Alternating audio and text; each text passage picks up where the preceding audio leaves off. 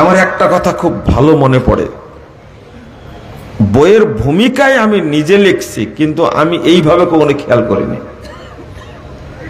আল্লামা দেলাওয়ার হোসেন সাঈদী রাহিমাহুল্লাহ তিনি আমাকে একটা কথা বলছিলেন, একটা কথা আমার সবচেয়ে ভালো লেগেছে, সেটা হলো যে নামাজ দুনিয়াতে মুসল্লিকে পরিবর্তন করতে পারে না, ওই নামাজ কিয়ামতের মাঠে কোনো উপকার করতে পারবে না। আমার এই খেয়াল নাই, আপনি যে সালাতটা পড়ছেন, যে ইবাদতটা করছেন, এর মধ্যে দিয়ে যদি আপনার পরিবর্তন না ঘটে, তাহলে বুঝবেন এই ইবাদতটা আল্লাহর কাছে কবুল হচ্ছে না। এটা একটা মূলনীতি মনে রাখবেন। আমি কি বুঝাতে পারলাম আপনাদেরকে? একটা মূলনীতি। এই যে ছোট্ট একটা জিনিস, ছোট্ট, আরে মদ খাওয়া না, মিথ্যা কথা বলা না, জিনা করা না, আত্মসাৎ করা না, হারাম খাওয়া না, কি মনোযোগ নাই। কি নাই? এবার কি বুঝাতে পারলাম? মনোযোগ নাই। মানে লোকটা হারাম খেয়েছে, কবুল হলো না, মিথ্যা কথা বলে, কবুল হলো না, জেনা করে, কবুল হলো না, সুদ খায়, কবুল হলো না, ঘুষ খায়, কবুল হলো না। আমি একটুটুকু বলছি না, এগুলো তো বড় বড় পাপ। কিন্তু রাসূল সাল্লাল্লাহু আলাইহি ওয়াসাল্লাম কত সূক্ষ্ম কথা বলছেন, ইবাদত করছে, মনোযোগ নাই, আল্লাহ তাই কবুল করেন না।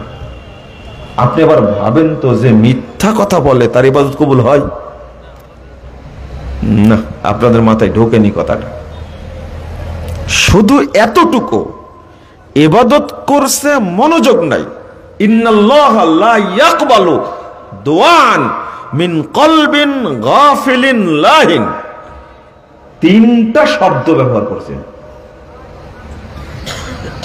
মানে গাফিলিন লাহিন মানে উদাসীন অন্তর, অমনোযোগী, অন্যমনস্ক, মানে খেয়াল হারা। ইবাদত করছে কিন্তু আগ্রহ হারা নাই। শুধু এই কারণেই নিশ্চয় আল্লাহ কোন বান্দার ইবাদত কবুল করেন না। শুধু মনোযোগ নাই, এই জন্যই যদি কবুল না করে। আপনি কি বিশ্বাস করেন যে হারাম খেতে খেতে নামাজ পড়লে কবুল হয়? ঘুষখোর নামাজ পড়লে কবুল হয়? সুদখোর নামাজ পড়লে কবুল হয়?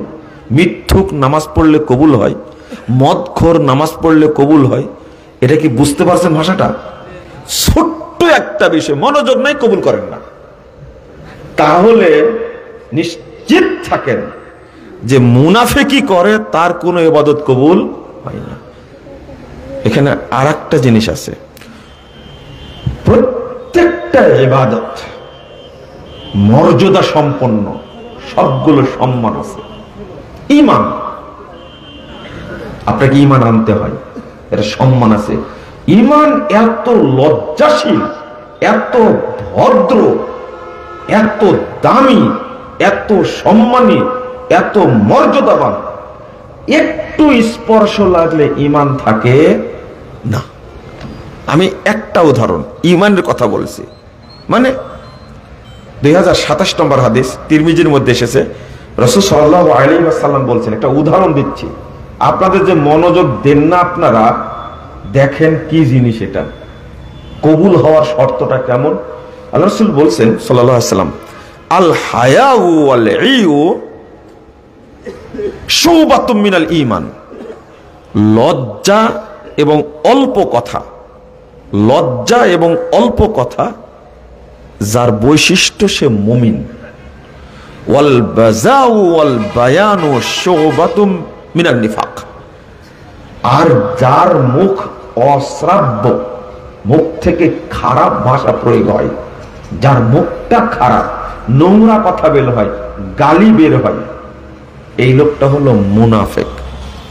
আর একটা ওয়াল বায়ান, যে বেশি কথা বলে সে মুনাফিক, তার ঈমান নাই। আবার বুঝেন, আপনি সারা দিনে কয়টা শব্দ উল্লেখ করেছেন যেটা শুনলে একজন ভদ্রলোক লজ্জা পাবে?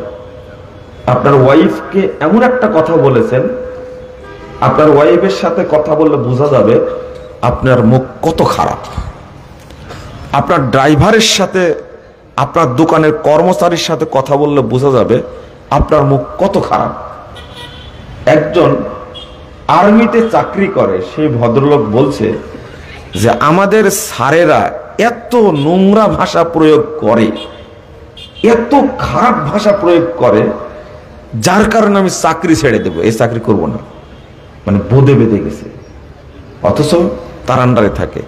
একজন ব্যাংকার বলছে যে আমাদের ব্যাংকের ম্যানেজারেরা এত নোংরা ভাষা প্রয়োগ করে, উচ্চ শিক্ষিত, অথচ রাসূল সাল্লাল্লাহু আলাইহি ওয়াসাল্লাম বলছেন আল বাযাগু ওয়াল বায়ানু শুবাতুম মিনান নিফাক, খারাপ ভাষা যার মুখ থেকে বের হয় এ মুনাফিক। আপনি এই হাদিসটা কিভাবে লোড নেবেন আমাকে বলেন তো দেখি, বাঁচবেন কি করে? এক ড্রাইভার বলছেন যে আমার স্যারের মুখের ভাষা এত খারাপ, তার নরমাল শব্দটা হলো শুয়োরের বাচ্চা। শোনেন, এই যে আমি যে প্রয়োগ করলাম, আমার মুখ দিয়ে ভাষাটা প্রয়োগ করলাম, আমার নিজেকে মনে হচ্ছে আমার মধ্যে ঈমান নাই। আমি পারলাম কি করে এটা? বুঝেননি কথা? আমার কাছেই মনে হচ্ছে আমার ঈমান কত দুর্বল। ভাষাটা আপনাদের বোঝানোর জন্য উল্লেখ করেছি, কিন্তু আমার অন্তরে একটা আঘাত লাগে যে এই নোংরা ভাষাটা প্রয়োগ করলাম কেমনে। আমি আপনার জানানোর জন্য বললাম।